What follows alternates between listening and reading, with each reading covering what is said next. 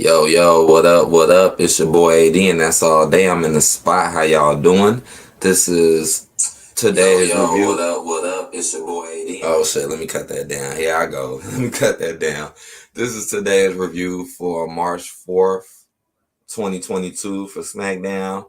And as you can see by the title, what a show. Like, this was actually good, man.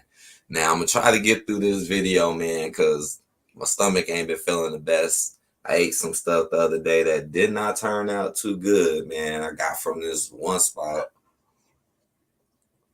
But I'm all right now. It wasn't bad as yesterday, though. But so I'm trying to get through this. But all right, man. I'll tell you right now, I haven't seen a SmackDown episode this good in a while, man. It's been a while. Shit, even Raw was kind of good.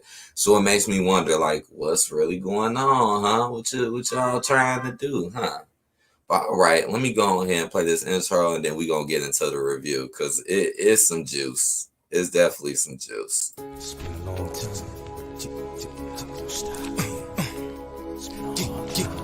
Come on. Yeah. Hey, yo, it's my life, my time, my rights, my rhymes, my grind, my struggle, hustle, sweat in my blood too. A predator smells fear, not a lot. My competitors fled scared, cause they smelled I was hot. I want it all. The sex, much success, stress up. I want it all, no less. So come on.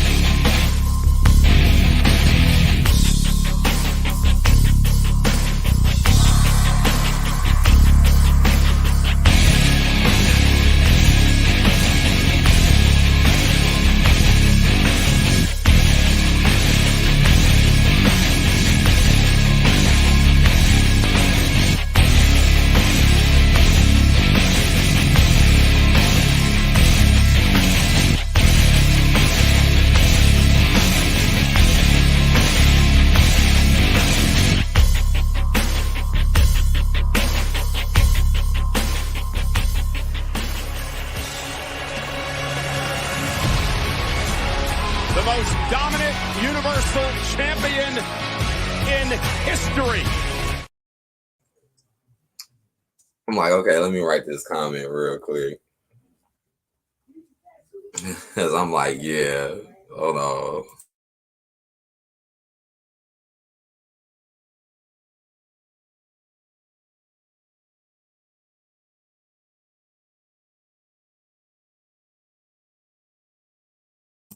Okay, I seen a lot too myself. I did. Oh man, some of these days have been wild, right? All right, let's get into it because this is some stuff to talk about here, definitely. So hold on 1 second.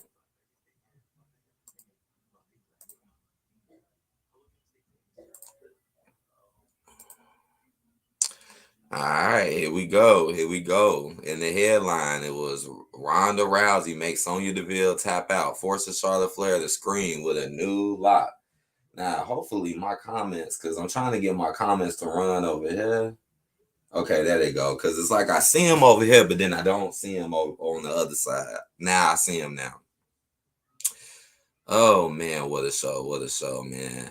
So the show really started off. It really started off with a whole bunch of promos. That was different. I've seen them do that before, but in the beginning, they just shot like a whole bunch of people shot promos in a row, which is pretty entertaining. I like when they do that. Do the little backstage early promos. I don't know why I feel like they skipped something though, because it says Johnny Knoxville helped Ricochet. So that was right after that. I'm trying to remember because I'm like, didn't something else happen before that? But I guess the Ricochet match did happen after that because a lot of stuff was going on. And yeah, man, this was a crazy ass fucking match, man. Honestly, I did not think Sami Zayn was gonna lose this title because he just got it. He just got this title like 2 weeks ago. Like two like 2 weeks ago. And I'm like, okay, this gonna probably be a match to make Sammy look strong and set up his match against Johnny. That's what I'm thinking. So the match played out. It was a great match, man. Honestly, that match was pretty good. I love to see Ricochet in action, and Sammy was doing some pretty cool stuff too. But what ended up happening is that Johnny Knoxville came out and it just distracted Sammy. Like Sammy got distracted. He like, what are you doing here? Because he's always following him around. And let's not forget how Sami Zayn messed up Johnny Knoxville last week with those 2 kicks. So we can't forget about that. But anyways, it gave him just a good enough distraction for Ricochet to pull out a new finisher that he doesn't really do and wins. Like, now what was the finisher? I could have sworn, I forget the name of the move, but I could have sworn Rey Mysterio used to do that finisher. He used to do that a lot. Like climb on you, hurry up and flip you around, and then pin you. So yeah, what a match, man, and what a start. What a start to SmackDown. Ricochet actually has the goddamn Intercontinental title. Who would have ever seen that coming? And after the match, Sammy just went ham. He just started losing his mind behind stage and just really losing it, man, and snapping, which was pretty interesting too. Next after that, Austin Theory informed Pat McAfee that he's facing him at WrestleMania. Now, this part was interesting as well. I did enjoy this part, man. Now, because it's been this whole hype and beef lately going on with Pat McAfee and Vince McMahon. It's like been like a little beef with them and whatnot. And so, and it's even been rumors going around saying, oh, Vince McMahon might be in the ring again. I don't know why people are saying that. Like, all right, like, okay, he's going to get in the ring at 76 years old. I mean, people are really rumoring that. But Austin Theory comes out. He comes out and he just basically gets in Pat's face, as you can see. And he just starts talking smack. He said, I'll be your challenger. I mean, this was actually interesting because, he the announcer. So he over there minding his business. You know what I'm saying? What's up, Rever? What's going on, man? Yeah, he was over there minding his business. And then, boom, here come Austin Theory walking over to you. You got like thousands of people sitting behind you, watching you. Why he just come in your face. And then after he said all that, he just slapped him, man. Austin just slapped the damn microphone off his head. I was like, God damn. I was like, damn, this is entertaining. And then he hurried up and left, so he couldn't retaliate. He didn't even do anything. He just hurried up and got out the way and just started taking pictures and taking hella selfies. So be on the lookout for this. Austin Theory versus Pat McAfee. Who would have thought that? But we should have seen that coming because that's Vince McMahon's protege. That's pretty much his protege. So, yeah, he will step in for him in his place. I mean, it's been a lot going on. Like, you was even in the Elimination Chamber. all the way to the end with Brock Lesnar. Austin Theory's career has been pushed pretty quickly upward. Oh, I'm doing good, Rever. Trying to, I ate this damn burger that was, oof. Man, that still kind of messed me up a little bit yesterday, but I'm good now. I'm trying to get through that, but it happens. It happens, especially when you go to spots that you don't normally go to. But yeah, that was the end of that. Then we had Naomi, right, defeating women's tag team champion Carmella. Oh my gosh. So I wish this was a tag match. So now, yes, Naomi and Sasha are pretty much a team now. Again, I got to throw that out there again because they did it before. Except this time, it seems like they're taking it more seriously. And she actually came out. Sasha came out with the whole glow thing, glowed up, and that was pretty cool. So I still think Naomi has one of the best entrances in the SmackDown roster. But I wish it was a tag match, but it wasn't. It was just a one-on-one match against Carmella. Carmella and Zelina having the belts is just terrible. Like like they don't look strong at all. And then look, I mean, in this match too against Carmella, man, this match was like 3 minutes, like 2 minutes. It wasn't even really that long. It was just a quick beatdown, honestly. So again, it's like, how are you champion? How are y'all champions? But you just got a quick beat down. You say, yeah, I understand that. River said, I might get WWE 2K. Yeah, me too. I'm probably gonna get it too. I'm gonna be looking for some reviews. That's what was my whole plan. Like, I'll look at some reviews, see what other people say first about it, and if I like it or have an interest, then I'll go get it. Because I know it'll be available. You know it will. I don't think that game will get sold out. Like, I know people would buy it. But yeah, that was the end of that. And then this is when the show takes a little slight dip. Because we had Jinder Mahal go against Drew. And we've seen this match before, but it's been a long time, I think, since we've seen it. But what made the match interesting, though, was the whole Baron Corbin thing, because they was all in the background, him, Madcap, and they was all playing cards, drinking, smoking, turning up in the back room. But they was watching Drew's match. They was watching his match. So here go Drew beating up Jinder Mahal as if, this is what he gonna do to Happy Corbin. And remember, they're still sitting there claiming that he never lost in the singles match since he became Happy. What up, Dre? You say, hey, Sasha and Naomi will definitely have them titles soon. Yeah, I agree. Something that it would help them. It would help the belts, because them belts being on Zelina and Carmella, no, they were never even really a good team, anyways.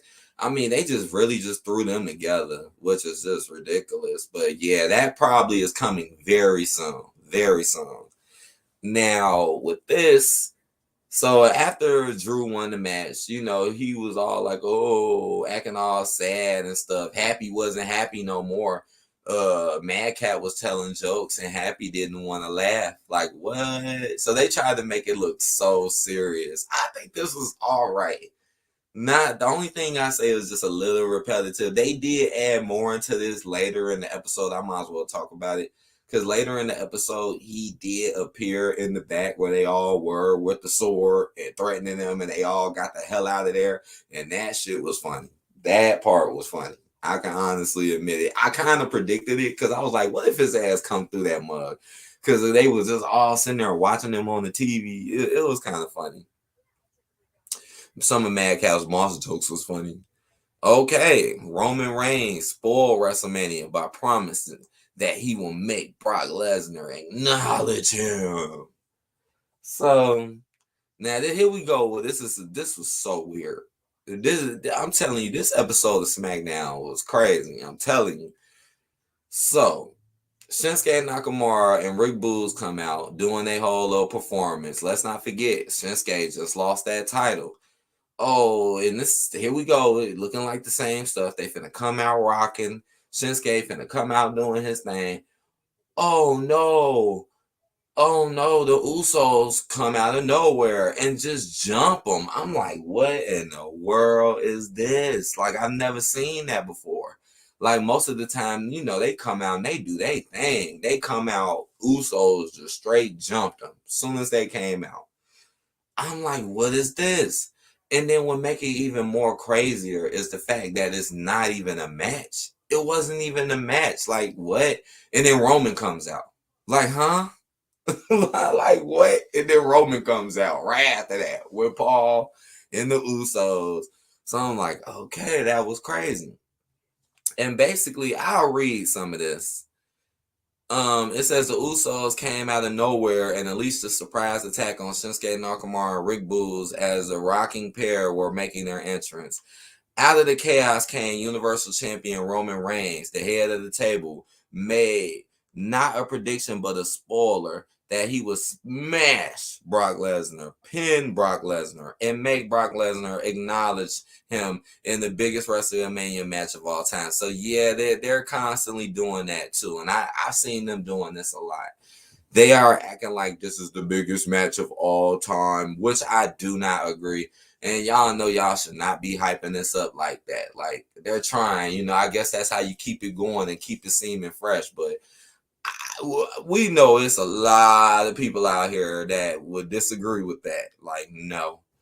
I mean, yeah, it's anticipating a little bit, but I don't know, man. I don't think this had the best build, and I do think it kind of dragged out a little long. I mean, let's be honest. We still got time to wait, right? We still got a ways to go. So just imagine all the stuff that they're going to feel in between. Now, with this segment, though, this segment wasn't actually that bad, though, because Roman came out, man. His rants are getting crazier and crazier. And this had to be one of his most wildest rants. I mean, it was so much bitching and complaining. It was just look at the look on his face. It was so much narcissism. It was like absurd. Like, but it was entertaining though. It was definitely entertaining. Definitely. So yeah, that happened. Then now it's a match. Now it's a match. And remember, ain't these the same dudes that the Usos jumped in Elimination Chamber? Remember the Viking Raiders came out and they just jumped them and they went on to another match? What? Now the same thing kind of happened earlier, except this time you have a match with them and you just jump Shinsuke in now. So, it was a titles match? I'm looking like, I do remember watching this match, and it was a typical Usos Viking Raiders match. Pretty obvious. I mean, yeah, it was some shocks, it was some surprises tonight, but this was one surprise that I did not think was going to happen. They tried to get you, though. They literally tried to get you during this match. They tried to get you. But, yeah, they win. They retain the belts. They retain the titles. Usos, so they still gonna make that faction look strong. Then we had Sheamus and Ridge Holland destroy Big E's ATV. I mean, what the hell? This was another crazy part. I mean, this whole night was crazy. Like, I could have sworn it was a match, right? Hold on, let me read this. It said before Big E's scheduled matchup against Sheamus, right? It was supposed to be a match. Holland and Sheamus attacked Kofi Kingston and the powerhouse of positivity from behind, stole Big E's private ATV, and completely destroyed it with sledge. Okay, yeah, so that's what happened. So when he came out, I was already like, man, I hope Big E don't try to run over nobody. Because last time he was doing that, he was threatening to run over people with it. I'm like, see, y'all on some crazy stuff, just seeing them come out. So yeah, they got jumped and attacked from behind, and they stole their ATV. As you can see, they took it, drove off with it. And yes, behind the stage, they was beating the shit out that goddamn ATV. They was fucking that thing up. And I found that very entertaining. Like, this was funny. This was funny watching them just go ham, destroying that damn thing. It's like they had so much anger And so much anger built up and hate. They like, fuck these dudes, fuck this goddamn ATV.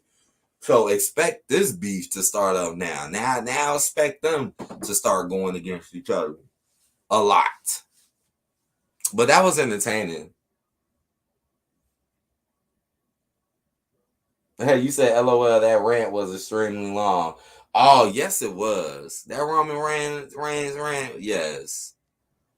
It's just getting worse and worse. I mean, not in quality, but just the stuff that he's saying. Like, the stuff that he's saying and how he's doing is like, damn, man, sooner or later, he going to be jumping in the crowd telling people to acknowledge him. Sooner or later. I told you to acknowledge me. And he all in the audience. Okay, so this is it. Yeah, this is it in the end right here. Ronda Rousey defeats Sonya Deville. So yeah, that was the main event. It was a match between Sonya and Ronda. Oh man, they have been pushing Ronda so hard. It's not even funny. Ronda's push has been so big. Her push is even better than Becky. Remember when Becky came and she got all that push and shit? Well, Ronda is doing way more harder in a way short amount of time, and she doesn't even have the belt. Now, I was thinking to myself, maybe, because look what's been going on lately. Like, I already broke it down what happened in the Elimination Chamber and what's been going on and how Ronda has basically been stealing everyone's shine and beating everyone. I mean, come on, her doing the tag match with her arm tied behind her back, that right there should just tell you what's up. Yes, Dre, acknowledge him. Acknowledge him. Yes. So in my mind, I'm like, okay, maybe it's a slight chance that Sonya might pull some strings or something to get her to lose this match. Something along that lines. We done seen her do it hella times to Naomi. We done seen that plenty of times. So I'm like, maybe it'll happen here. No, it doesn't. No, it does not happen. No, Ronda gets in everyone's ass like she always do. And you see, she even put Charlotte Flair in a fucking hole and made Charlotte tap. If that ain't a push, I don't know what a push is. Come on, nobody can do this. Nobody can get away with the stuff that Ronda is getting away with. Nobody can. I don't see anyone doing this. But I'll read it out. It says, with her WrestleMania opponent, SmackDown Women's Champion Charlotte Flair watching from commentary, Ronda Rousey emerged victorious over the nefarious Sonya Deville in her SmackDown in-ring debut by making the WWE official tap out to the armbar. So again, you made Sonya tap clean, and then after the match, you get Charlotte too? Like, come on now. Like, Ariel, that's how you know she has a push. Because again, why would everyone else, they get buried? Why when Charlotte go against them or somebody else go against them, they're getting buried? What's up, Satan? Eric said, Roman tripped me out with that acknowledge me, LOL. Yes, that was so funny. It was so funny. But I mean, she is really getting pushed. Let me finish it. It says, throughout the matchup, Flair had claimed that Rousey had nothing except for the armbar. When the baddest woman on the planet invited the SmackDown Women's Champion to the ring after the bell, however, the Rowdy one quickly grabbed the Queen's leg and introduced her to a new and extremely painful ankle lock that made Flair scream in pain. Oh my gosh. Now she's doing ankle locks now. Like we ain't seen that move before. Oh man, I think in a normal situation, Charlotte would have either never got involved or she would have did some shit real quick and got away. That's what normally happens. Not, come on, you don't even have the title. Not no, I'm gonna tell you to get in the ring and you gonna come fight me and then get beat. Yeah, what a night. What a night of SmackDown. I'm going to give this episode a 4 out of 5, man. I haven't seen a SmackDown episode this good in months.